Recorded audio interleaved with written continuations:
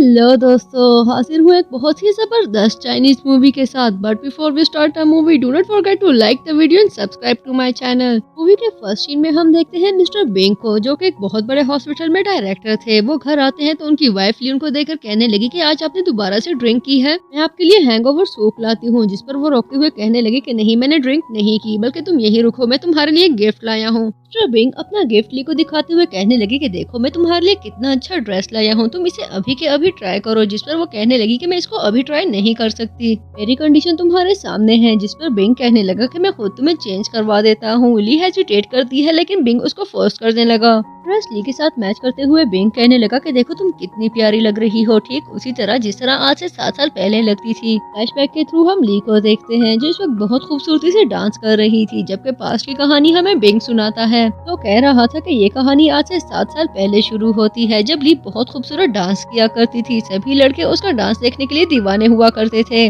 जब मैंने ली को देखा तो मुझे लगा कि मैं ली के बगैर एक दिन भी जिंदा नहीं रह पाऊंगा, और इसी तरह हम दोनों की शादी हो गई। लेकिन अपनी शादी के बाद मैं अच्छे से जानता था कि मुझे ली को अब कैसे कंट्रोल करना है। अगर हमें किसी परिंदे से प्यार हो जाए और उसे कैद में रखना चाहे तो सबसे पहले हम उसके पर तोड़ते हैं। मैंने भी ली के साथ बिल्कुल यही किया था। अब ली पूरी तरह से मेरे कंट्रोल में है। कम से कम मुझे ये डर बिल्कुल भी नहीं है कि एक दिन ली मुझे छोड़कर चली जाएगी। वापस आते हैं प्रेजेंट की तरफ, जहाँ ली को रोता हुआ देखकर बिंग पूछने लगा कि तुम रो क्यों रही हो, मैं तुम्हें बता रहा हूँ ना कि तुम ठीक हो जाओगी। मैंने तुम्हारे लिए वर्ल्ड क्लास डॉक्टर्स को ढूंढा है। एक दफा उन्हें चाइना आने दो, मुझे पूरा यकीन है कि तुम्हारा ट्रीटमेंट करके वो तुम्हें बिल्कुल ठीक कर देंगे। और क्या तुम जानती हो मैंने क्या प्लान किया है? एक दफा तुम्हारी दोनों टांगे ठीक हो जाएं, उसके बाद हम दोनों वर्ल्ड टूर पे जाएंगे। और साथ ही बिंग ली को बताने लगा कि मैं तुमसे बहुत ज्यादा प्यार करता हूँ। क्या तुम जानती हो, मुझसे ज्यादा प्यार तुम्हें इस दुनिया में कोई भी नहीं कर सकता। वो आगे बढ़कर ली को किस करने लगा, लेकिन ली का तो जैसे दिल ही मुर्दा हो चुका था। मूवी आगे बढ़ती है तो हम ली को देखते हैं, जो इस वक्त बिंग के साथ अपने बेडरूम में मौजूद थी। बिंग उसके आंसू पहुंच रहा था, तभी वो पूछने लगी कि मेरे डैड आप कैसे हैं। जिसके जवाब में बिंग उससे पूछने लगा कि तुम्हें अचानक से अपने डैड की क्या याद आ गई। तभी ली उसे कहने लगी कि देखो, जब से तुम उन्हें ट्रीटमेंट के लिए लेकर गए हो, मैं उनसे मिली भी नहीं हूँ, मुझे उनकी बहुत ज्यादा याद आती है। बिंग कहने लगा, मैंने तुमसे कहा था ना कि मैं तुम्हें ले जाऊंगा, बस एक दफा अपनी टांगे तो ठीक होने दो। जिस पर ली को गुस्सा आ जाता है और वो कहने लगी कि पिछले 4 सालों से मैं इसी हाल में हूँ। तुम अच्छे से जानते हो कि मेरा कोई ट्रीटमेंट नहीं हो सकता और न ही मैं ठीक होने वाली हूँ। लेकिन ली की बातों का जवाब देने की बजाय बिंग विंडो की तरफ आता है और वो बाहर की तरफ देखता है, जहाँ यून डांस कर रही थी। तभी वो ली से कहने लगा कि जब मौका आएगा तो मैं तुम्हें ले जाऊंगा। जबकि खुद बिंग नीचे आ चुका था, जहाँ पर यून डांस कर रही थी। उसको डांस करता देखकर बिंग को यून में ली की झलक नजर आती है, क्योंकि वो अच्छे से जानता था कि डांस ली का पैशन है। जबकि उन दोनों को देखते हुए ली सोचने लगी कि मैं एक ऐसा बीस्ट हूँ जिसको बिंग ने अपने पिंजरे में बंद किया हुआ है। लेकिन अगर पिंजरा सोने का हो तब भी वो पिंजरा ही होता है। सीन शिफ्ट होता है तो हम ली को देखते हैं, जिसे बिंग डॉक्टर शेन से मिलवा रहा था। तभी वो मन ही मन में सोचने लगी कि आखिर इसने दोबारा से मेरा डॉक्टर क्यों चेंज कर दिया है। ली अपने पुराने डॉक्टर के बारे में पूछती है, तभी डॉक्टर शेन उसे बताने लगी कि एक्चुअली वो हॉस्पिटल की बिल्डिंग से नीचे गिर गए थे और उनकी दोनों टांगे टूट चुकी हैं, इसलिए अब वो नहीं आ सकते। तभी ली को अपने पुराने डॉक्टर की बातें याद आने लगी, जिन्होंने ली को बताया था कि तुम्हारे सभी मसल्स बिल्कुल ठीक हैं और तुम्हारी टांगे भी बिल्कुल सही शेप में है। अगर तुम थोड़ा सा कोऑपरेट करो तो तुम बिल्कुल ठीक हो जाओगी। अगर तुमने ठीक होने की ठान ली और मेरे साथ कोऑपरेट किया तो मुझे पूरा यकीन है कि तुम जल्द अज जल्द ठीक होकर दोबारा से स्टेज पर आ सकती हो। इसके साथ ही डॉक्टर ली को बताता है कि वो ली का कितना बड़ा फैन है, जबकि ये सारी बातें बिंग भी सुन रहा था। तभी वो ली से कहने लगा, मुझे लगता है कि तुम्हें डॉक्टर के साथ पूरा कोऑपरेट करना चाहिए ताकि तुम ठीक हो जाओ। डॉक्टर की बातों ने ली को काफी ऑप्टिमिस्टिक कर दिया था। तभी उनका इस तरह से ना आना ली को बहुत ज्यादा परेशान कर रहा था। तभी वो पूछने लगी कि वो इतने अच्छे डॉक्टर थे, आखिर उनके साथ ऐसा कैसे हो सकता है। जिस पर डॉक्टर शेन कहने लगी कि एक्चुअली पुलिस भी बुलाई गई थी, लेकिन देखने पर पता चला कि उस बिल्डिंग का कोई भी कैमरा काम नहीं कर रहा, इसलिए हॉस्पिटल इंतजामिया ने वो सारा मामला रफा दफा कर दिया। ली अच्छे से जानती थी कि ये सब किसने किया होगा। जबकि दूसरी तरफ फ्लैशबैक के थ्रू हम बिंग को देखते हैं, जिस वक्त डॉक्टर से कह रहा था, तुम्हारी हिम्मत भी कैसे हुई मेरी बीवी को उम्मीद दिलाने की। डॉक्टर कहने लगा कि ठीक होना हर मरीज का हक है, अगर वो ठीक हो सकती है तो ये बात मुझे उनको बता देनी चाहिए थी, इसीलिए मैंने बता दी। जिसके जवाब में बिंग कहने लगा कि तुम्हें शाह से ज्यादा शाह का वफादार बनने की कोई जरूरत नहीं है। मुझे लगता है कि हर वो इंसान जो मेरी वाइफ की साइड लेता है उसे मर जाना चाहिए। वापस आते हैं प्रेजेंट की तरफ, जहां अब डॉक्टर ली की टांगों को प्रेस करते हुए कह रही थी कि आपकी लेग्स रिएक्ट कर रही हैं, आपको खुश होना चाहिए क्योंकि ये रिकवरी का साइन है। ली जान चुकी थी कि बिंग उसे कभी भी ठीक होने नहीं देगा। तभी वो कहने लगी कि मुझे तो कुछ भी फील नहीं हो रहा, जिस पर डॉक्टर दोबारा से प्रेस करके उससे पूछने लगी कि अब कैसा लग रहा है, जिसके जवाब में ली कहने लगी कि मुझे कुछ भी फील नहीं हो रहा, भले आप जितने भी जोर से प्रेस कर दे। ये सब देखते हुए बिंग कहने लगा कि मुझे ट्राई करने दो। बिंग काफी जोर से ली की टांगों को प्रेस करता है तो वो बहुत मुश्किलों से अपने एक्सप्रेशंस को कंट्रोल करते हुए कहने लगी कि मुझे कुछ भी फील नहीं हो रहा, जिस पर डॉक्टर माफी मांगते हुए कहने लगी कि हो सकता है ये मेरा इल्यूजन हो। लेकिन ली उन्हें बताती है कि मुझे इस सब की आदत है, पहले भी बहुत सारे डॉक्टर्स मुझे उम्मीद दिला चुके हैं, लेकिन मुझे अच्छी तरह पता है कि मैं कभी भी ठीक नहीं होने वाली। नेक्स्ट सीन में हम बिंग को देखते हैं जो इस वक्त सूप का बाउल लिए खड़ा था और मन ही मन में कह रहा था कि ली मैं वो दिन कभी भी नहीं आने दूंगा जिस दिन तुम्हें मुझे छोड़कर जाने का मौका मिले। वो ली के पास आकर उसे बताता है कि मैं तुम्हारे लिए बहुत जबरदस्त सूप लेकर आया हूँ, लेकिन ली वो बाउल लेती इससे पहले ही बिंग बाउल उसके ऊपर उंडेल देता है। एक्चुअली बिंग चेक करना चाहता था कि ली को अपने लेग्स पर सेंसेशन फील होती है या नहीं, लेकिन ली जो अपने जख्मों पर बहुत मुश्किल से खुद को कंट्रोल कर रही थी उसे कहने लगी कि कोई बात नहीं, मुझे वैसे भी दर्द फील नहीं होता, जबकि एक्चुअली उसे बहुत ज्यादा जलन हो रही थी। तभी बिंग कहने लगा कि अगर तुम्हें जलन फील ना भी हो लेकिन तुम्हारी टांग पर निशान पड़ सकते हैं, जिसके जवाब में ली कहने लगी कि मैंने कौन सा ठीक होना है या दोबारा से डांस करना है। इतने में वहाँ पर योन आ जाती है जो ली की टांगों को देखकर काफी परेशान हो चुकी थी और बिंग को डांटते हुए कहने लगी कि अगर उसको सेंसेशन फील नहीं भी हो रही तब भी हमें उसकी आइसिंग करनी चाहिए, और ली को लेकर वहाँ से चली गई। जबकि दूसरी तरफ यून ली को लेकर किचन में आ चुकी थी। तभी वो ली को डांटते हुए कहने लगी कि तुम्हारा हस्बैंड कितना अजीब इंसान है, इतना बड़ा होकर वो सूप का एक बाउल तक नहीं पकड़ सकता, जिसके जवाब में ली कहने लगी कि हमें क्या पता। उनके पूछने पर ली उसे बताने लगी कि देखो मेरा पिछला डॉक्टर मुझे पूरी उम्मीद दिला चुका था कि मैं ठीक हो जाऊंगी, लेकिन इसके बाद उसका एक्सीडेंट हो गया और उसको किसी ने नीचे गिरा दिया। मैं अच्छे से जानती हूँ कि ये नेचुरल नहीं है।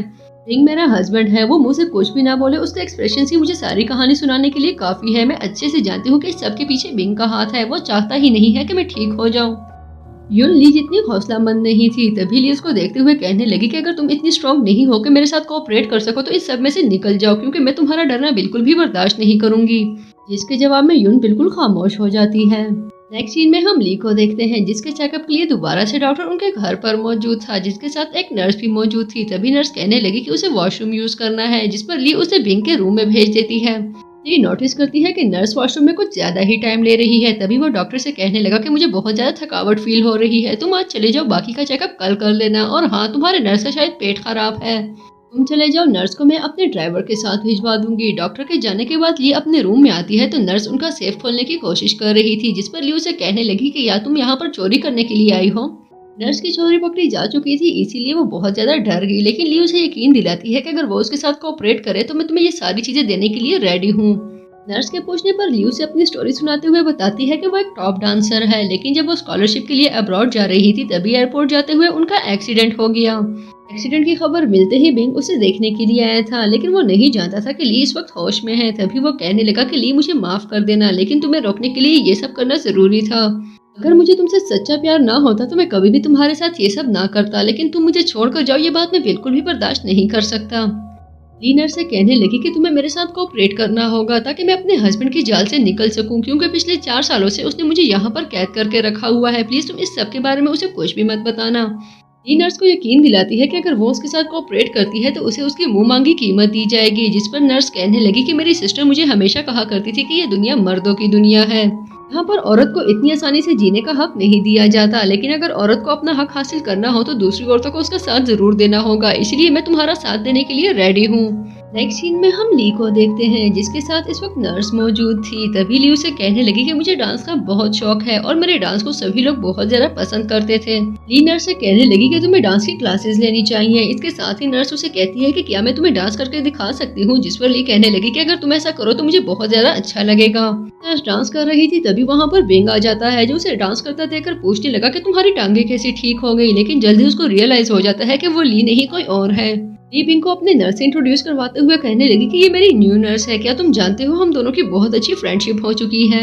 बिंग नर्स से उसका नाम, उसकी एज और उसका गांव पूछता है, जिस पर नर्स बताती है कि उसका ताल्लुक हाउसिंग से है। और ये सुनते ही बिंग ली से कहने लगा कि देखो इसका ताल्लुक तुम्हारे गाँव से है, जिस पर ली कहने लगी यही वजह है कि हम दोनों की इतनी अच्छी फ्रेंडशिप हो चुकी है। इसके साथ ही बिंग ली से कहने लगा कि अगर तुम दोनों एक साथ खुश हो तो तुम लोग एक साथ रह सकते हो।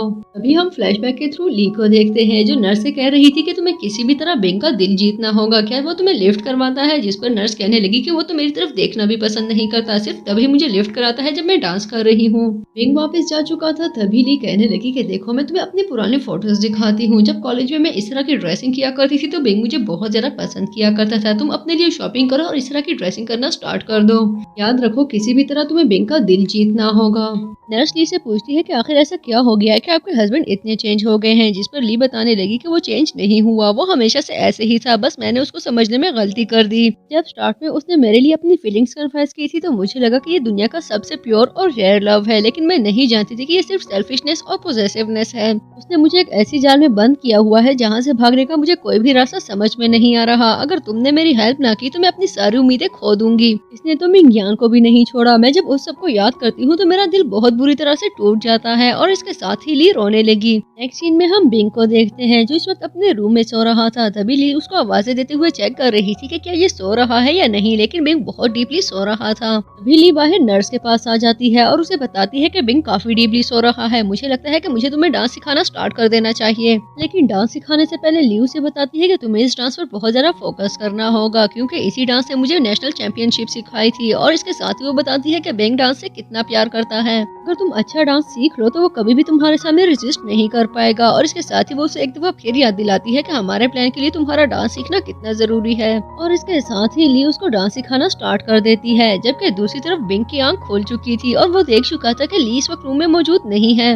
वो बाहर झांकता है तो ली डांस कर रही थी और ये बात उसे काफी अजीब लगी, लेकिन जब वो नीचे आता है तो वो जान चुका था कि वो ली नहीं बल्कि नर्स है। अभी वो नर्स से पूछने लगा कि ली कहाँ पर है, जिस पर नर्स कहने लगी कि वो आपके साथ आपके रूम में थी, आप इस बारे में मुझसे क्यों पूछ रहे हैं। ली कहने लगा कि अगर वो रूम में होती तो मैं यहाँ पर क्या कर रहा होता, लेकिन वो रूम में नहीं है। और इसके साथ ही वो ली को ढूंढने के लिए चल पड़ता है, लेकिन नर्स उसको आवाज देकर रोकने लगी और साथ ही नर्स उसे अपने डांस का चार्म दिखाती है। नर्स को डांस करता देखकर बिंग को एक दफा फिर उसमें ली की झलक नजर आने लगी। तभी वो नर्स के करीब आते हुए उसके साथ डांस करने लगा। कुछ देर बाद बिंग को रियलाइज होता है कि उसकी बाहों में मौजूद लड़की ली नहीं बल्कि नर्स है। तभी उसको गुस्सा आने लगा और नर्स का गला दबाते हुए पूछने लगा कि मुझे जल्दी बताओ ली कहाँ पर है। नर्स उसे कुछ भी नहीं बताती। तभी बिंग कहने लगा मैं अच्छे से फील कर रहा हूँ कि तुम मुझे अप्रोच करने की कोशिश कर रही हो, आखिर तुम मुझे क्यों अप्रोच करना चाहती हो। जिस पर नर्स एक दफा फिर उसे अपनी खामोशी दिखाती है। बिंग को दोबारा से डॉक्टर की कही हुई बात याद आने लगी, जिन्होंने कहा था कि ली की टांगे रिएक्ट कर रही हैं, हो सकता है कि वो ठीक हो जाए। तभी वो भागता हुआ अपने रूम में आता है, लेकिन ली वहाँ पर भी मौजूद नहीं थी। जिस पर बिंग चिल्ला चिल्ला कर ली को पुकारने लगा। ली वॉशरूम से निकलकर कहने लगी कि तुम क्यों उठ गए, एक्चुअली मुझे कॉफ होती है, मैं सारी रात नहीं सो सकती, लेकिन तुम्हें नहीं उठना चाहिए था।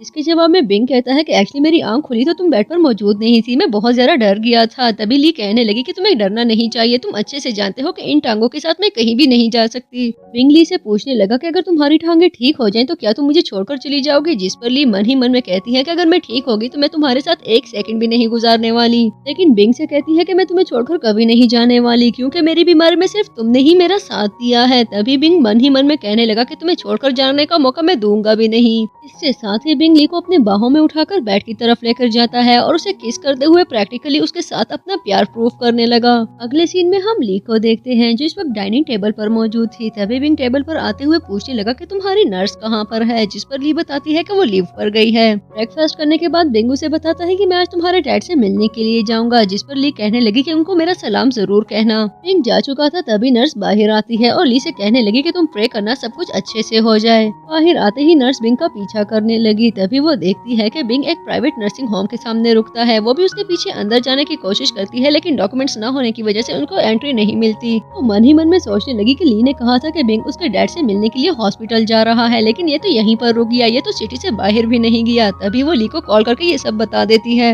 इस पर ली कहने लगी कि तुम वहीं पर रुको, जब तक वो बाहर नहीं आ जाता तुम्हें कहीं भी नहीं जाना। और कॉल ड्रॉप करने के बाद सोचने लगी इसका मतलब है कि बिंग ने कभी मेरे डैड को क्योटो भेजा ही नहीं था, जबकि उसने मुझे कहा था कि वो मेरे डैड को क्योटो ट्रीटमेंट के लिए भेजेगा। जबकि दूसरी तरफ हम बिंग को देखते हैं जो फ्लावर्स लेकर डैड से मिलने के लिए अंदर आ चुका था। तभी हम देखते हैं कि वहाँ पर डैड मौजूद ही नहीं है। फ्लैशबैक के थ्रू हम बिंग को देखते हैं जो इस वक्त डैड के सामने मौजूद था और डैड को उसने दोनों हाथों से बांधा हुआ था और कह रहा था क्या जरूरत थी आपको उस रात हॉस्पिटल आने की, अगर आप ना आते तो आपको मेरी सीक्रेट का पता ना चलता और आपके साथ वो सब ना होता जो मैंने आपके साथ किया है। अब देखे ना, अगर इस सब के बारे में ली को पता चल गया तो वो कितना डर जाएगी और कभी भी मेरे साथ रहना नहीं चाहेगी। लेकिन मैं उसको नहीं छोड़ सकता क्योंकि मैं उसे बहुत ज्यादा प्यार करता हूँ। लेकिन मैंने फिर भी सन इन लॉ होने की पूरी जिम्मेदारी अदा करने की कोशिश की। आपको सिर्फ सीढ़ियों से गिराया था ताकि आप आसान मौत मर जाए, लेकिन देखें आपकी बेवकूफ़ी, उसके बावजूद भी होश में आ गए। अब देखें ना, आपको दोबारा से इतना दर्द सहना पड़ेगा। और इसके साथ ही बिंग ली के डैड को जान से मार देता है। हेलो की दुनिया से बाहर आते ही बिंग टाइम देखकर कहने लगा कि काफी टाइम हो चुका है, मुझे लगता है कि मुझे अब ली को वीडियो सेंड कर देनी चाहिए। इसके साथ ही वो ली को उसके डैड की पुरानी वीडियो सेंड करते हुए उसे मैसेज करके कहता है कि तुम्हारे डैड बिल्कुल ठीक है, तुम्हें उनके बारे में परेशान होने की कोई जरूरत नहीं है। डैड की वीडियो देखने के बाद ली काफी सेटिस्फाइड हो चुकी थी। तभी वो नर्स को कॉल करके बताती है कि डैड बिल्कुल ठीक है, तुम्हें परेशान होने की कोई जरूरत नहीं, मैंने खुद उनकी वीडियो देखी है। जिसके जवाब में नर्स कहने लगी कि ऐसा कैसे हो सकता है, मैंने खुद बिंग को देखा है, वो तो कब का यहाँ से जा चुका है।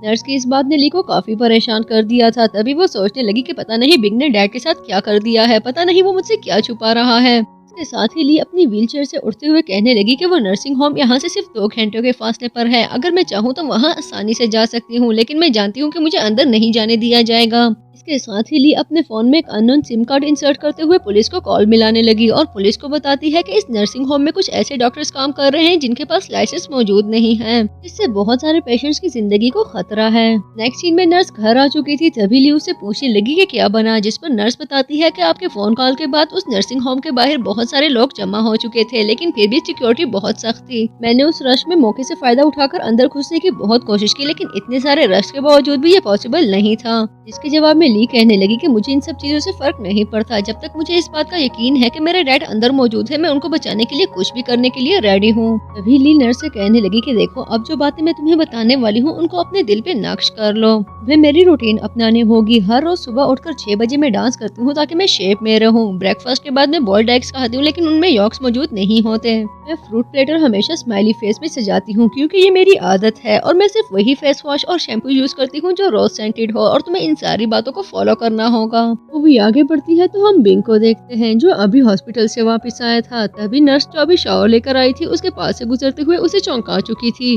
तभी बिंग उसे पकड़कर उसके करीब होने लगा, जिस पर वो कहती है कि ये तुम क्या कर रहे हो, क्या तुम भूल चुके हो कि मैं तुम्हारे घर में तुम्हारी वाइफ की हेल्प करने के लिए मौजूद हूँ। लेकिन बिंग पर उसकी किसी बात का असर नहीं हो रहा था। तभी वो कहने लगा कि क्या तुम जानती हो तुमने कौन सी प्रोडक्ट्स यूज की है, और तभी उसको एक दफा फिर ली की याद आती है। फ्लैशबैक के थ्रू हम बिंग को देखते हैं जिसने ली की बहुत सक्सेसफुल परफॉर्मेंस के बाद उसके लिए सरप्राइज प्लान किया था। वहाँ पर बहुत सारे रोज पेटल्स मौजूद थे, जिनको देखते हुए ली कहने लगी कि मुझे रोजेस बहुत पसंद है, जिस पर बिंग कहता है कि मुझे तुमसे आने वाली रोज सेंट बहुत ज्यादा पसंद है। ली का प्लान कामयाब रहा था क्योंकि बिंग खुद को बिल्कुल भी रोक नहीं पा रहा था। तभी नर्स को ली की बात याद आने लगी कि अगर वो अपने हाथ से बाहर निकलने लगे तो उसको थप्पड़ मार देना। वो तुम्हारा थप्पड़ बिल्कुल भी माइंड नहीं करेगा, बल्कि अगर तुम उसे थप्पड़ मारोगी तो वो पूरी तरह से कन्विंस हो जाएगा कि तुम बिल्कुल मेरी तरह की हो। तभी नर्स उसके मुंह पे थप्पड़ मार देती है। वहाँ से भागते हुए नर्स सीधा ली के पास आती है और उसे बताने लगी कि क्या तुम जानती हो बिंग मेरे पास आया था, वो मुझे हैरास करने की कोशिश कर रहा था। जिस पर वो पूछने लगी कि क्या तुमने उसको थप्पड़ मारा था। नर्स कहने लगी कि हाँ, तुम्हारा कहा मानते हुए मैंने उसके मुंह पे थप्पड़ मारा था। जिस पर ली पूछने लगी कि थप्पड़ मारने के बाद उसका क्या रिएक्शन था। तभी नर्स बताती है कि वो स्माइल करने लगा था।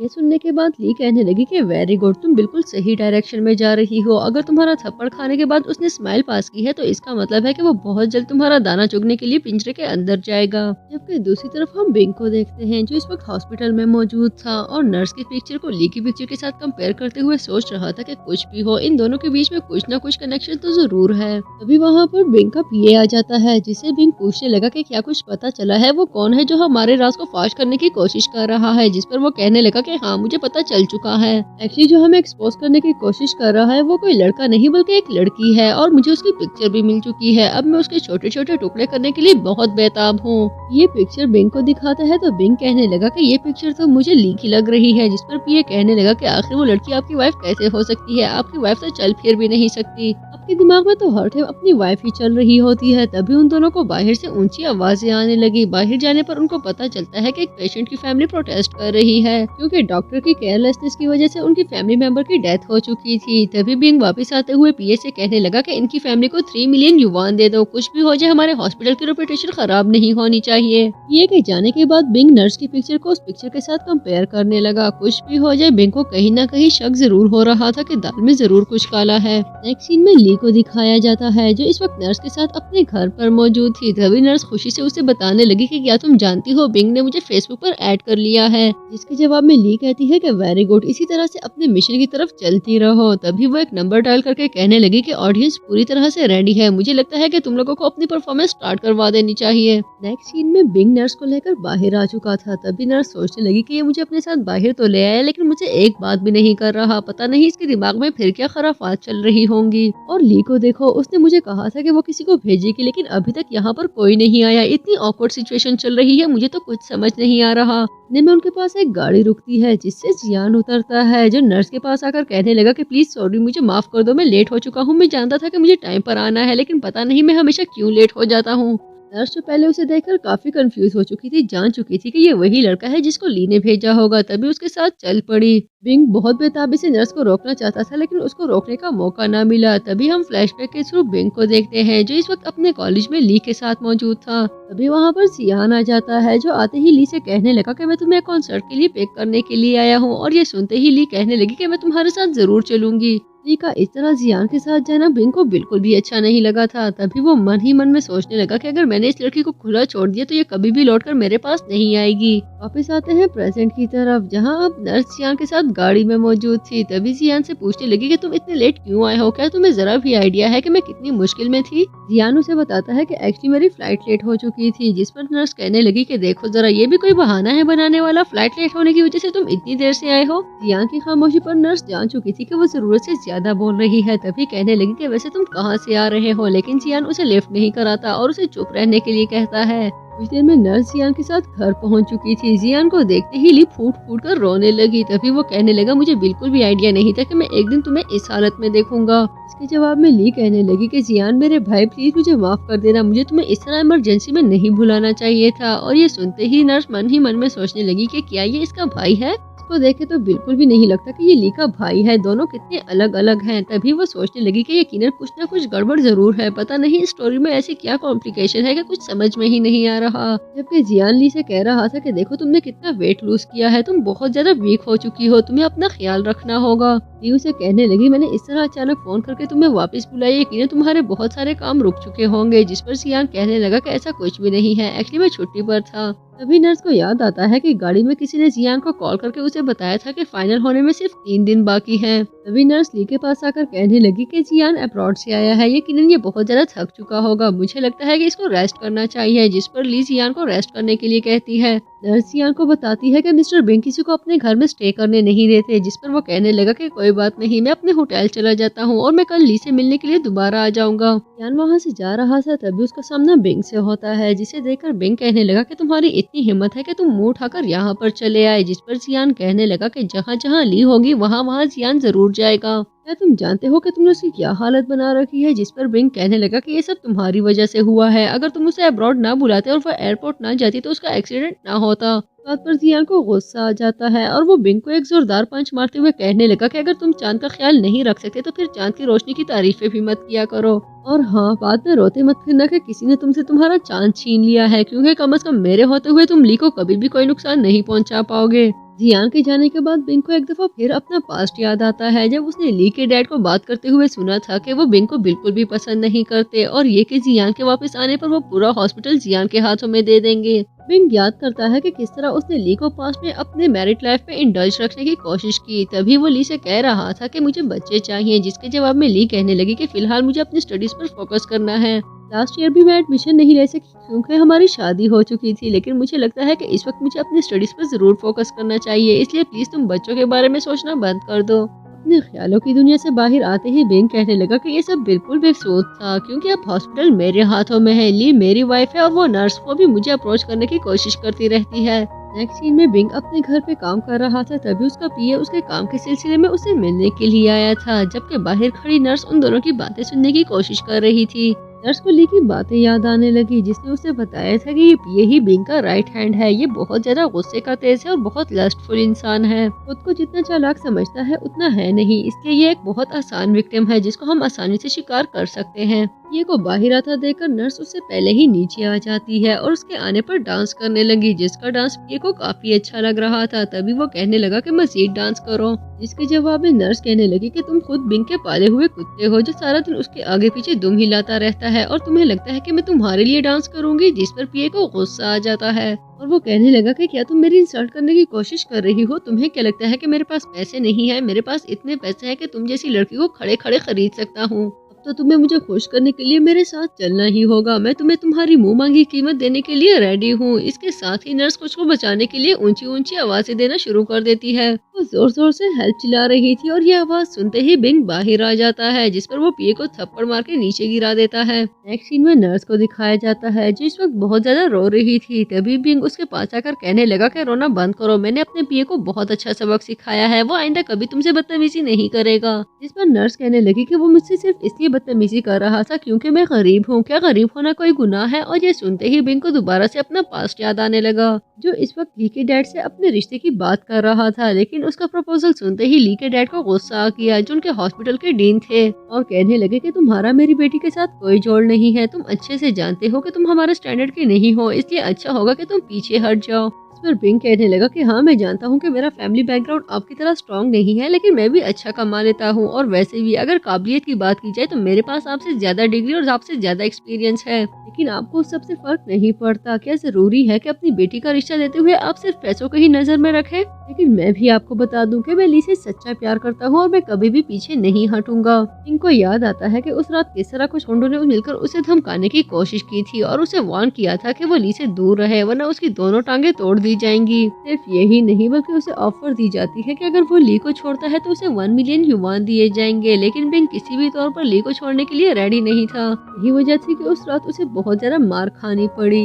अभी बिंग नर्स से कहने लगा कि देखो, अगर तुम चाहती हो कि तुम्हारे फाइनेंशियल स्टेटस को लेकर तुम्हें बुली ना किया जाए तो तुम्हें आगे जाने के लिए हर एक स्टेप का फायदा उठाना चाहिए, और अगर तुम ऐसा करना चाहो तो मैं तुम्हारा साथ देने के लिए रेडी हूँ। तभी नर्स सोचने लगी कि ली ने बिल्कुल सही कहा था। बिंग एक बहुत ही सेल्फिश और सेल्फ सेंटर्ड इंसान है जो खुद को बहुत ज्यादा होशियार समझता है, लेकिन ये इतना होशियार है ही नहीं। ली नर्स को बताती है कि बिंग को पूरा यकीन है कि अगर वो गरीब ना पैदा हुआ होता तो आज एक बहुत बड़ा आदमी बन चुका होता। लेकिन नर्स बिंग से कहती है कि नहीं, मैं आपके साथ किसी किस्म का रिलेशन नहीं रख सकती, मैं ली को नाराज नहीं कर सकती। आप खुद जानते हैं वो मेरा कितना ख्याल रखती है और मेरा उनके साथ काफी अच्छा रिलेशनशिप है। इसके जवाब में बिंग कहता है कि तुम गलत समझ रही हो, मैं तो सिर्फ तुम्हारा साथ देना चाह रहा था, मेरी ऐसी वैसी कोई इंटेंशन नहीं है, तुम प्लीज मुझे गलत मत समझना। जबकि बिंग को इस तरह नर्स के करीब देखकर उसके पिए को बहुत गुस्सा आ रहा था और वो कहने लगा कि देखो, इस नर्स की वजह से इसने मुझ पर हाथ उठाया, जबकि मैं अच्छे से जानता हूँ कि इससे ज्यादा नर्स के साथ मैं अच्छा लगता हूँ। नेक्स्ट सीन में बिंग अपने ऑफिस में मौजूद था। तभी एक आदमी उसके पास आकर उसे कहने लगा कि क्या आपको नहीं लगता कि आपका पिए आपका पैसा और टाइम दोनों बहुत बुरी तरीके से जाया कर रहा है? वो छोटे मोटे कामों के लिए भी आपसे 20% कमीशन लेता है, जबकि मैं वही सब काम 5% कमीशन में करने के लिए रेडी हूँ। तभी बिंग अपने पिए को अंदर बुलाकर कहता है कि आज से मैं तुम्हें फायर करता हूँ, मैंने अपने लिए नया पिए हायर कर लिया है, इसलिए मुझे नहीं लगता कि आइंदा से तुम्हें यहाँ पर आने की कोई जरूरत है। सीन शिफ्ट होता है तो हम बिंग के पिए को देखते हैं जो इस वक्त बार में ड्रंक हालत में मौजूद था और चिल्ला चिल्ला कर कह रहा था कि आखिर बिंग मेरे साथ ऐसा कैसे कर सकता है? क्या वो भूल चुका है कि मैंने उसके लिए क्या क्या नहीं किया? उसके हर गंदे काम में मैंने उसका साथ दिया, लेकिन उसने बिना वजह बताए मुझे आज फायर कर दिया, वो भी एक कल के आए हुए छोकरे की वजह से।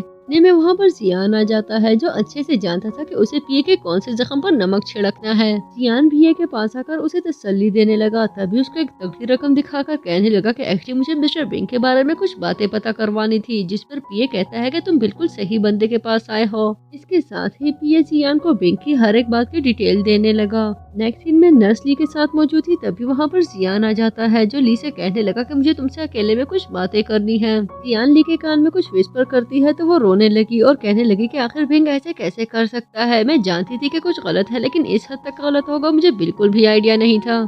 इतने मुश्किलों से डैड ने ये हॉस्पिटल बनाया था, इसके लिए उन्होंने दिन रात मेहनत की, लेकिन देखो आज बिंग ने इस हॉस्पिटल की क्या हालत कर दी है, जबकि डैड ये हॉस्पिटल मुझे गिफ्ट करना चाहते थे।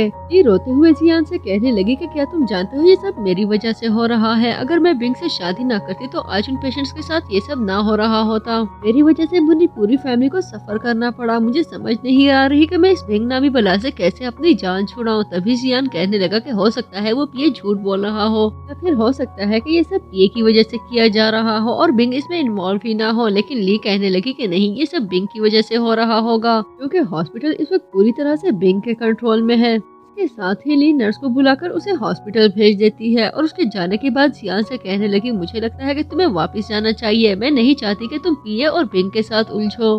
अपने मसलों के लिए मैं तुम्हें मजीद परेशान नहीं करना चाहती। नेक्स्ट सीन में हम ली को देखते हैं जिसके हाथों में अपनी शादी की पिक्चर मौजूद थी और वो कह रही थी कि बिंग आखिर तुम्हें क्या हो गया है। मैंने तो एक ऐसे इंसान से शादी की थी जिसने हमारी शादी का फोटोशूट भी आधे में छोड़ दिया था, सिर्फ इसलिए कि एक पेशेंट की तबीयत क्रिटिकल थी और उसकी सर्जरी होना थी। मैंने ऐसे इंसान को पसंद किया था जो जानवरों से भी बहुत ज्यादा प्यार करता था और उनको भी दुख में नहीं देख सकता था। एक ऐसा इंसान जो हमेशा लोगों को बचाने की कोशिश करता था, चाहे इसके लिए उसे कितनी ही मेहनत क्यों ना करनी पड़े। लेकिन पता नहीं तुम इतने अजीब क्यों हो गए हो। मैंने अपने लिए काइंड हार्टेड और एंथुसियास्टिक बिंग को चुना था, ना कि तुम्हारे जैसा सेल्फिश और पत्थर दिल इंसान। सोचते सोचते ली की आंख लग जाती है तो वो एक बहुत बुरा सपना देख रही थी। तभी अचानक से उसकी आंख खुल गई। अगले सीन में हम ली को देखते हैं जो इस वक्त नर्स और जियान के साथ मौजूद थी और उनसे कह रही थी कि हॉस्पिटल की रेपुटेशन खराब करने के लिए हमें हॉस्पिटल के डॉक्यूमेंट्स की जरूरत पड़ेगी। वो डॉक्यूमेंट्स हॉस्पिटल के एक रूम में मौजूद हैं। जिस सेफ में वो डॉक्यूमेंट्स मौजूद है उसकी की मेरे पास मौजूद है, लेकिन मेरा वहाँ जाना बहुत मुश्किल है, इसलिए तुम दोनों को मेरी पूरी रिस्पॉन्सिबिलिटी उठानी पड़ेगी। मेरी एब्सेंस में नर्स की ड्यूटी ये होगी कि ये बिंग की अटेंशन अपनी तरफ रखे ताकि उसको पता ही ना चल सके कि मैं घर पे मौजूद नहीं हूँ।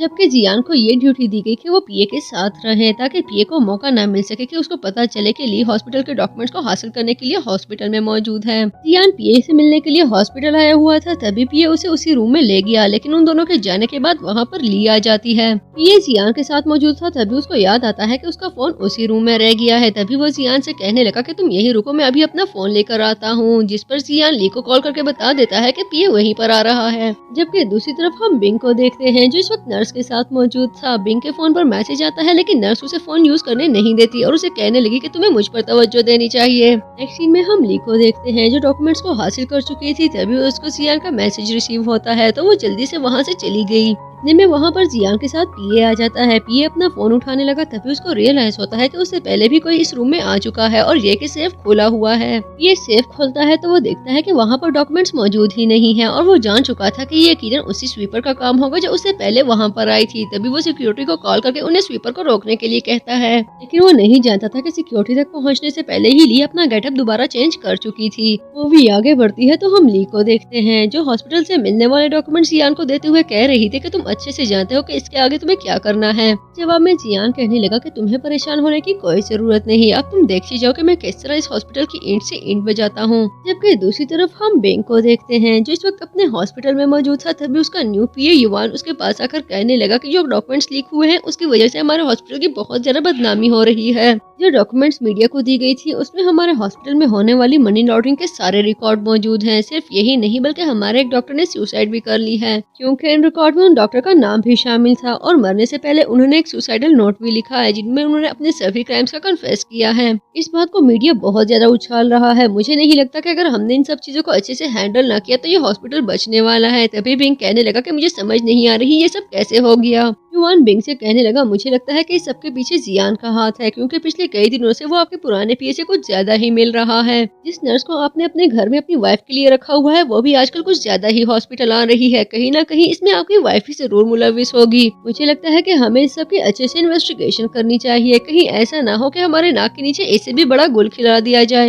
युवान बिंग को जियान और पीए की वो पिक्चर दिखाता है जिसमें वो दोनों एक दूसरे से हाथ मिला रहे थे। नेक्स्ट सीन में ली को दिखाया जाता है जो इस वक्त नर्स के साथ अपने घर पर मौजूद थी और वो दोनों इस बात को डिस्कस कर रहे थे कि हॉस्पिटल के मामले को मीडिया कितना ज्यादा उछाल रहा है। ली नर्स से कहने लगी कि जिस तरह सारा मामला चल रहा है अगर इसी तरह चलता रहा तो बहुत जल्द ये भी पता चल जाएगा कि बिंग ने मेरे डैड को कहाँ रखा हुआ है और आखिर इसके पीछे उसका क्या मोटिव है। नर्स ली से कहने लगी कि हमें बहुत ज्यादा सावधान भी रहना चाहिए, क्योंकि अगर बिंग को हम पे शक हो गया तो हमें कोई भी नहीं बचा पाएगा। तभी वहाँ पर बिंग आ जाता है। बिंग की आवाज सुनते ही ली अपनी व्हीलचेयर पर बैठ जाती है, जबकि बिंग के हाथ में मौजूद नाइफ को देखते ही वो दोनों बहुत ज्यादा डर चुकी थी। तभी बिंग नर्स को बाहर जाने के लिए कहता है। नर्स के जाने के बाद बिंग ली के पास आकर उसे कहने लगा कि क्या तुम्हें मुझसे डर लग रहा है, जिस पर वो कहने लगी कि नहीं, मुझे तुमसे डर तो नहीं लग रहा, लेकिन तुमसे नफरत जरूर हो रही है। क्या तुम्हें जरा भी आइडिया है कि तुम्हारे इस हॉस्पिटल को लेकर मीडिया क्या क्या बातें बना रहा है? क्या तुम भूल चुके हो कि मेरे डैड ने कितनी मुश्किलों से इस हॉस्पिटल को संभाला था, लेकिन तुम्हारी वजह से आज ये हॉस्पिटल किसी काम का नहीं रहा। देखो इसके ऊपर मनी लॉन्ड्रिंग के भी इल्जामात लग रहे हैं। जिस पर बिंग कहने लगा कि तुम्हें उनकी किसी बात पर यकीन नहीं करना चाहिए। मैं तुम्हारा हस्बैंड हूँ, तुम्हें सबसे पहले मेरी बात को माननी चाहिए और वैसे भी उनके पास कोई खास एविडेंस भी नहीं है। जिस पर ली कहने लगी कि तुम्हें उनकी बातों को सीरियस लेना होगा, कहीं ऐसा ना हो कि कल को तुम हाथ मलते रह जाओ। तभी बिंग कहने लगा, मुझे यकीन नहीं आ रहा कि मेरी वाइफ होकर तुम उनकी बातों पर यकीन कर रही हो और मेरी किसी बात पर भी तुम्हें यकीन नहीं आ रहा।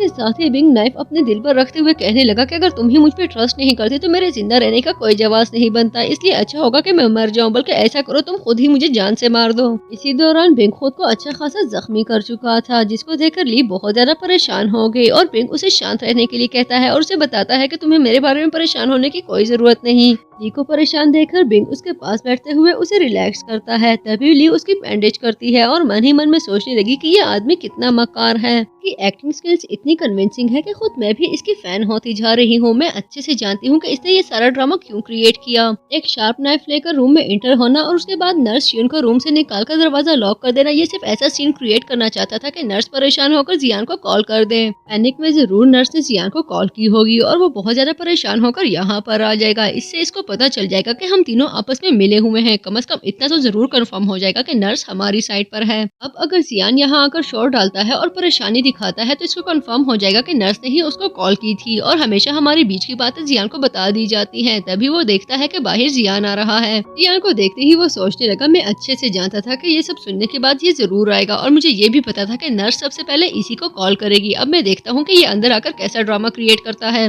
जबकि खुद ली भी बहुत ज्यादा परेशान थी। तभी उसको बाहर से जियान की आवाज आती है जो नर्स से ली के बारे में पूछ रहा था। तो ली कहने लगी कि वो अपने हस्बैंड के साथ अपने रूम में है। तभी जियान कहने लगा कि ठीक है, मैं कल उसे मिलने के लिए आ जाऊंगा और वहाँ से चला गया। उनकी ये बातें सुनते ही ली ने सुकून का सांस लिया, जबकि बिंग काफी कंफ्यूज हो चुका था और वो जान चुका था कि नर्स ने जियान को कॉल नहीं की। इसका यही मतलब हुआ कि जैसा मैं सोच रहा था वैसा कुछ भी नहीं है, मैं खामखा परेशान हो रहा था। नेक्स्ट सीन में बिंग को दिखाया जाता है जो हॉस्पिटल में मौजूद था। तभी युवान उसे कहने लगा कि मैंने किसी से बात कर ली है, जियान और नर्स के बीच में ताल्लुकात का पता लगा लिया जाएगा।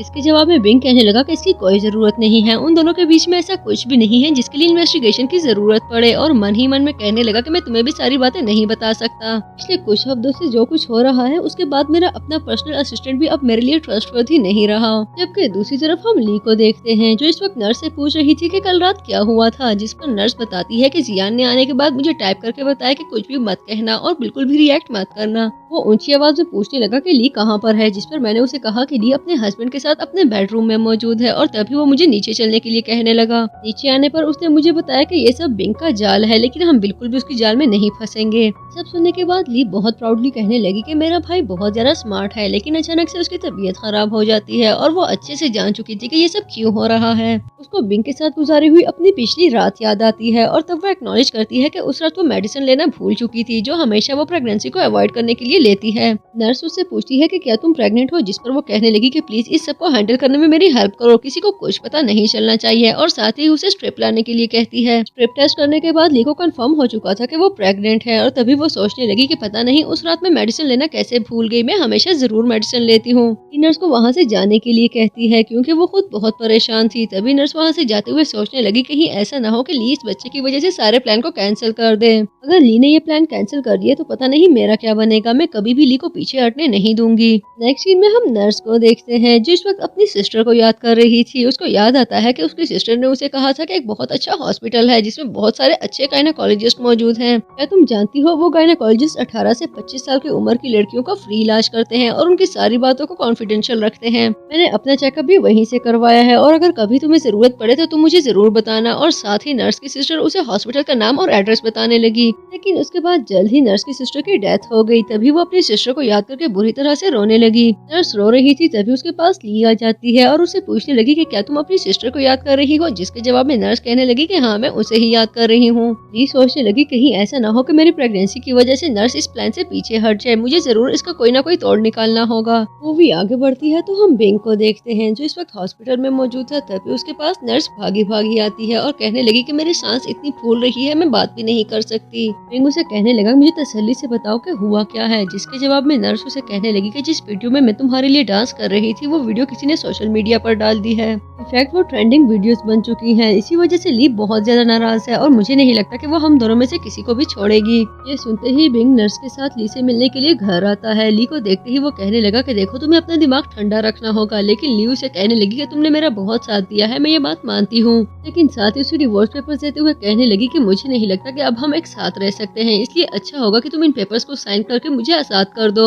जिस हॉस्पिटल में तुम डीन बने फिरते हो वो मेरे डैड ने मुझे दी थी, लेकिन मैंने उसकी रिस्पॉन्सिबिलिटीज तुम्हें दे दी, तो टेक्निकली वो हॉस्पिटल मेरा है, इसलिए अच्छा होगा कि तुम वो मुझे वापस कर दो। ये विला जिसमें तुम शाहाना जिंदगी गुजार रहे हो ये भी मेरे डैड ने मुझे दिया था, इसलिए अच्छा होगा कि तुम अपनी चीजें पैक करके यहाँ से चले जाओ, और हाँ, हॉस्पिटल के बाद तुमने जितने भी पैसे कमाए हैं वो आधे मुझे देने होंगे। बिंग उसे कन्विंस करने की कोशिश करता है, लेकिन ली उसकी एक भी बात सुनने के लिए तैयार नहीं थी। तभी बिंग नर्स को वहाँ से जाने के लिए कहता है और उसके जाते ही ली को उठाकर सोफे पर लेटाकर उसे केस करने लगा। बिंग बुरी तरह से ली के साथ जबरदस्ती कर रहा था, जबकि उसके सामने रेसिस्ट करना ली के लिए बिल्कुल भी आसान नहीं था। तभी वो कहने लगी कि मैं तुमसे डिवोर्स की बात कर रही हूँ और ये तुमने क्या शुरू कर दिया। जिसके जवाब में बिंग कहने लगा कि क्या तुम भूल चुकी हो मैंने तुमसे क्या कहा था। मैंने तुमसे कहा था कि हम दोनों को सिर्फ मौत ही अलग कर सकती है। अब ये तुम खुद डिसाइड कर लो कि मेरी मौत या तुम्हारी मौत। और इसके साथ ही वो ली का गला दबाने लगा, जिससे ली को बहुत ज्यादा सफोकेशन हो रही थी। लेकिन जल्द ही बिंग को एहसास होता है कि उसे ऐसा नहीं करना चाहिए। तभी वो माफी मांगते हुए कहने लगा कि मैं तुमसे मजाक कर रहा था, मैं तो तुमसे बहुत ज्यादा प्यार करता हूँ। भला हम दोनों में से कोई क्यों मरेगा, मरना तो किसी तीसरे को चाहिए जो हम दोनों को अलग करने की कोशिश कर रहा है। जिस पर ली उसे कहने लगी कि बिंग प्लीज किसी को कत्ल मत करना। बिंग उसे हाँ करते हुए कहने लगा कि मैं किसी को भी कत्ल नहीं करूंगा, तुम्हें परेशान होने की कोई जरूरत नहीं है। नेक्स्ट सीन में बिंग नर्स को लेकर युवान के घर पहुंच चुका था और उसे कहने लगा कि ये आज से तुम्हारे साथ रहेगी। युवान ऑब्वियसली इसके लिए बिल्कुल भी रेडी नहीं था, तभी रेजिस्ट करने लगा। बिंग युवान से कहने लगा कि मैं इसको बहुत जल्द अपने साथ वापस ले जाऊंगा, तुम्हें परेशान होने की जरूरत नहीं है, बस एक दफा इस तूफान को बैठने दो जो इस वीडियो ने बर्पा किया है। और वैसे भी तुम्हें इस नर्स पर शक था ना, तो जब तक ये यहाँ पर है तुम इस पर नजर रख सकते हो। ये सुनते हुए युवान कहने लगा कि एक्चुअली आप सही कह रहे हैं। बिंग वहाँ से जा चुका था, तभी युवान नर्स के पास आकर उसे कहने लगा कि आज से इसको अपना ही घर समझो, वहाँ पर किचन है और ये हमारा वॉशरूम है, तुम जो चाहो यूज कर सकती हो। लेकिन हाँ, कुछ स्पेसिफिक जगहों के अलावा तुम्हें कहीं पर भी जाने की परमिशन नहीं होगी, तो इस बारे में तुम्हें बहुत ज्यादा एहतियात करनी है। नेक्स्ट सीन में युवान को दिखाया जाता है जो हॉस्पिटल में मौजूद था। तभी उसको बताया गया कि एक सरप्राइज मिलिट्री इंस्पेक्शन होने वाला है, और ये सुनते ही उसके हाथों के तोते उड़ने लगे। जबकि दूसरी तरफ हम ली को देखते हैं जो इस वक्त बिंग के पिक्चर को देखते हुए कह रही थी कि तुम आज बहुत ज्यादा अनकंफर्टेबल फील कर रहे होगे, लेकिन आखिर बकरे की माँ कब तक खैर मनाएगी। मूवी आगे बढ़ती है तो हम बिंग को देखते हैं जिस वक्त अपने पार्टनर को कॉल करके कह रहा था कि देखो मैंने तुमसे कहा था ना कि मैं तुम्हें पैसे भिजवा दूंगा, तो फिर ये सब करने की क्या जरूरत थी। जिसके जवाब में उसका पार्टनर उसे कहता है कि ये कोई पहली दफा नहीं हो रहा कि मैं तुम्हें माफ कर दूं, मैंने पहले भी तुम्हें 2 दफा वार्न किया था, इससे ज्यादा मैं तुम्हारे लिए कुछ भी नहीं कर सकता। बिंग मजीद कुछ कहता है, इससे पहले ही उसका पार्टनर कहने लगा कि इस तरह बेवकूफों की तरह मुझे बार बार कॉल मत किया करो, मैं नहीं चाहता कि हमारे कनेक्शन के बारे में किसी को भी पता चले। कुछ देर बाद बिंग अपने ऑफिस में मौजूद था, तभी उसके पास युवान आ जाता है, जिसको देखते ही बिंग बहुत ज्यादा गुस्से में आ चुका था और कहने लगा कि इस सब के पीछे यकीनन तुम्हारा हाथ होगा। जब से तुम आए हो मेरा सारा कच्चा चट्टा खुलकर सामने आने लगा है। जिस पर युवान कहने लगा कि मुझे ब्लेम करने की बिल्कुल कोई जरूरत नहीं है। बिंग कहने लगा कि अगर मैं तुम्हें ब्लेम ना करूँ तो भला किसको ब्लेम करूँ, तुम्हारे अलावा है ही कौन जिन्हें इन ट्रांजैक्शंस के बारे में पता हो। और क्या जरूरत थी इस तरह खुलेआम ट्रांजैक्शन करने की, हमारा सारा रिकॉर्ड खुलकर सामने आ जाएगा। तभी युवान कहने लगा, मैंने पहले ही कहा था कि आप अपनी वाइफ की इन्वेस्टिगेशन करवाएं। ये सारा किया धरा यकीनन आपकी वाइफ का ही है, लेकिन आपने मेरी एक भी बात नहीं सुनी। ऑफिस से बाहर आते ही युवान किसी को कॉल करके ली के डैड का डेथ सर्टिफिकेट तैयार करने के लिए कहता है। अगले सीन में ली अपने घर पर मौजूद थी, तभी वहाँ पर युवान आ जाता है जो ली से पूछने लगा कि क्या आप जियान की सिस्टर हैं। जिस पर ली बताती है कि बायोलॉजिकल सिस्टर नहीं, लेकिन हाँ मैं उसकी सिस्टर हूँ। युवान कहने लगा कि एक्चुअली मुझे आपको आपकी अमानत लौटानी थी, और साथ ही उसे एक इन्वेलप देकर वहाँ से चला जाता है। लेकिन इन्वेलप में मौजूद डॉक्यूमेंट्स को देखते ही ली के आसान खता हो गए। अपने डैड का डेथ सर्टिफिकेट देखते ही ली व्हीलचेयर से उठकर फूट फूट कर रोना शुरू हो गई। तभी वहाँ पर जियान आ जाता है जो ली से पूछने लगा कि ये तुम्हें किसने दिया और ये तुम्हें इतनी आसानी से कैसे मिल गया। ली कहने लगी कि देखो जियान, मेरे डैड बाकी नहीं रहे। जिस पर जियान कहने लगा कि मैं तुम्हारा दुख समझ सकता हूँ, लेकिन तुम्हें हौसले से काम लेना पड़ेगा। तुम्हें ये सोचना होगा कि आखिर ये तुम्हें इतनी आसानी से कैसे मिल गया। कि अब तक तो बिंग तुमसे ये सब छुपाने की कोशिश कर रहा था, लेकिन ली उसकी एक भी बात सुनने के लिए तैयार नहीं थी और बाहर की तरफ भागने लगी। जिस पर जियान उसे रोकने की कोशिश करता है कि बाहर आकर अपनी गाड़ी में बैठने लगी, तो जियान उसे कहता है कि देखो तुम्हें एक दफा फिर ट्रैप किया जा रहा है और तुम इतनी आसानी से जाल में फंसने के लिए जा रही हो। जिस पर ली कहने लगी कि अब मुझे किसी भी चीज से फर्क नहीं पड़ता, लेकिन वो नहीं जानती थी कि सामने गाड़ी में मौजूद युवान ये सब देख रहा है और वो जान चुका था कि ली अब चल फिर सकती है। नेक्स्ट सीन में हम ली को देखते हैं जो नर्सिंग होम के बाहर खड़ी गाड़ी में वेट कर रही थी। तभी बिंग के आने पर वो भी उसके साथ ही अंदर एंटर हो जाती है। सिक्योरिटी के बहुत रोकने की कोशिश के बावजूद भी वो अंदर जाने में कामयाब हो चुकी थी। अंदर आते ही ली देखती है कि रिसेप्शनिस्ट किसी काम से ऊपर जा रही थी। तभी वो मौके का फायदा उठाते हुए अपने डैड का रूम नंबर चेक करके उनके रूम में चली गई। लेकिन रूम में एंटर होते ही उसकी नजर सामने पड़े बॉक्स पर पड़ती है, तो वो फूट फूट कर रोने लगी और कहती है कि बिंग ये तुमने क्या कर दिया, आखिर तुम मेरे साथ ऐसा कैसे कर सकते हो। उसे अपने डैड की बातें याद आने लगी जो उसकी शादी के दिन उसे कह रहे थे कि ठीक है कि तुम इस घर से जा रही हो, लेकिन तुम जब भी लौट कर आओगी मैं इस घर में तुम्हारा इंतजार कर रहा होऊंगा।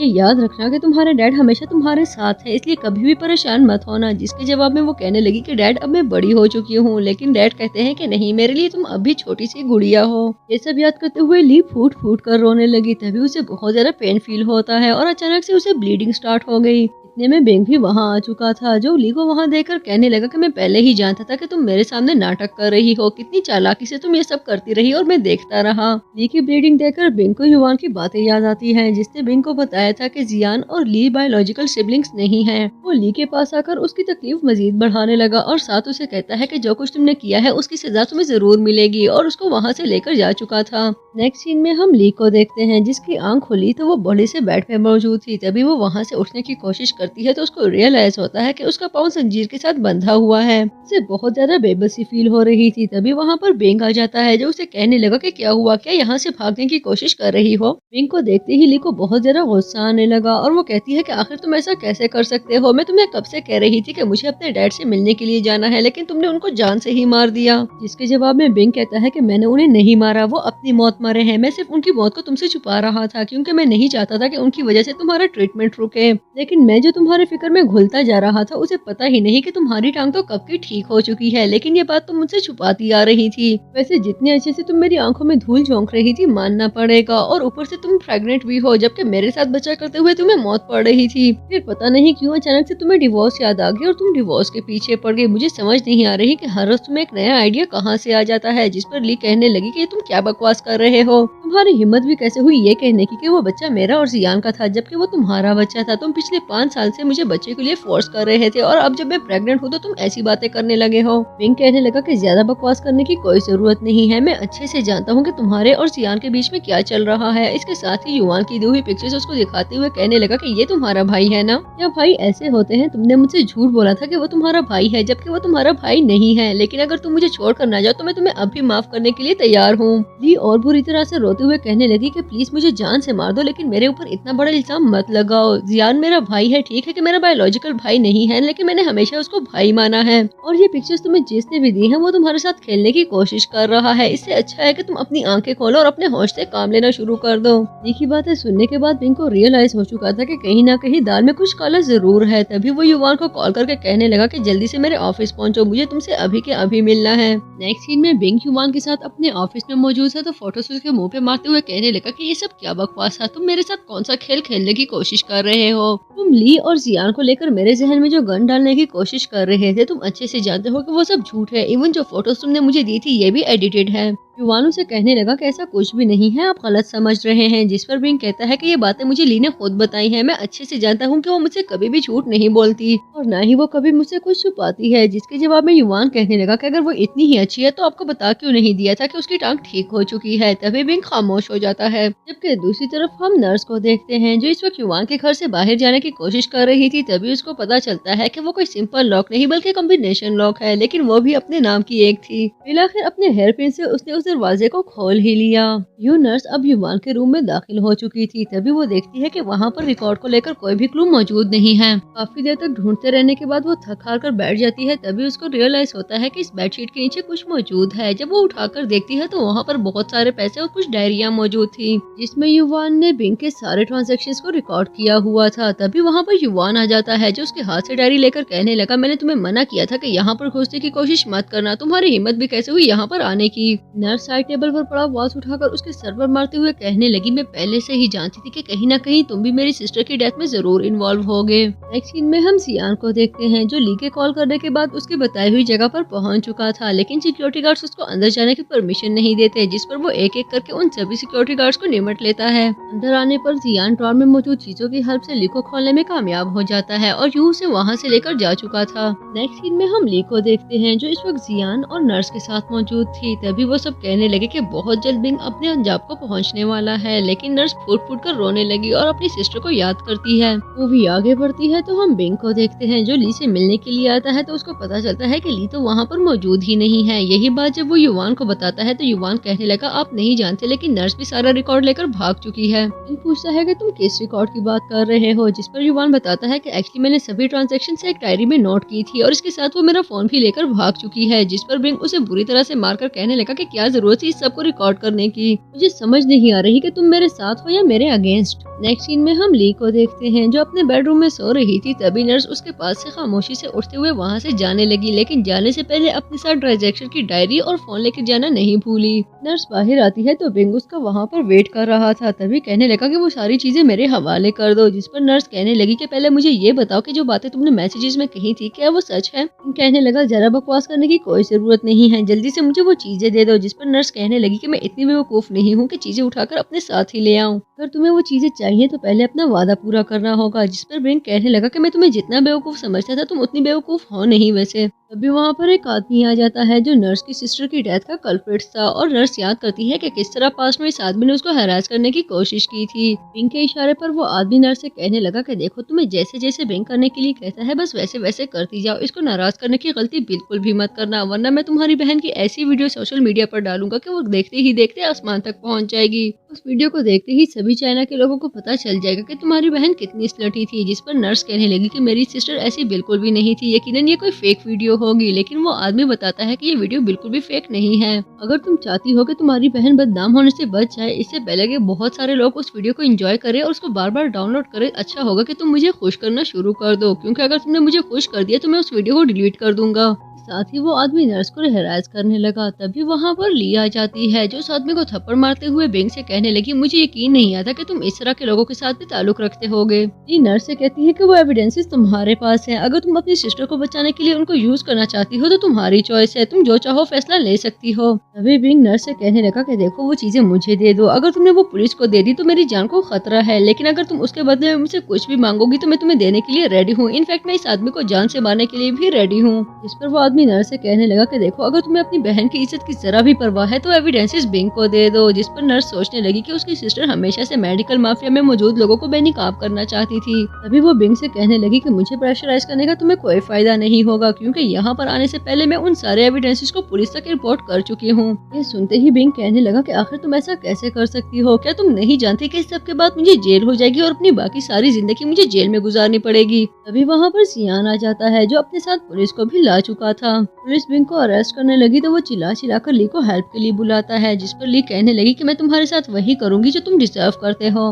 मूवी के लास्ट सीन में हम ली को देखते हैं जो इस वक्त स्टेज पर डांस कर रही थी, जबकि सियान और नर्स उसका डांस एंजॉय कर रहे थे। तभी नर्स कहने लगी कि देखो इसने अपने प्राइवेट हॉस्पिटल को पब्लिक हॉस्पिटल बना दिया है सिर्फ इसलिए ताकि लोगों की हेल्प हो सके और ये अपने डांस पर फोकस कर सके। जिस पर सियान कहने लगा कि मैं इसको आजाद पंछी की तरह उड़ने देना चाहता हूँ। सियान को याद आता है कि जब वो बिंग से मिलने के लिए गया था तो बिंग से पूछ रहा था कि क्या जो कुछ तुमने किया उसका तुम्हें कोई अफसोस है? जिस पर बिंग कहने लगा कि मुझे सिर्फ इस बात का अफसोस है कि मैंने तुम्हें जान से क्यों नहीं मार दिया। मैं अच्छे से जानता हूँ कि मेरे जेल में आने के बाद ली तुम्हारी हो चुकी होगी। जिस पर सियान बताने लगा कि ली हमेशा से मेरी थी, तुम नहीं जानते, लेकिन जिस डांस में वो तुम्हें पसंद आई थी वो डांस वो मेरे साथ कर रही थी, लेकिन असल में ली किसी की भी नहीं है, वो सिर्फ अपने टैलेंट और अपने डांस की है। वो एक ऐसा चांद है जिसको सिर्फ नीचे से देखकर उसकी खूबसूरती को सराहा जाना चाहिए, ना कि उसको हासिल करने के चक्कर में उस पर दाग लगाने चाहिए। तभी जियान कहने लगा कि मैं इस बात की यकीन दहानी करूंगा कि तुम्हें कभी भी जेल से बाहर ना निकाला जाए, और वहाँ से जाने लगा। जिस पर बिंग चिल्ला चिल्ला कर कहने लगा कि तुम ऐसा नहीं कर सकते।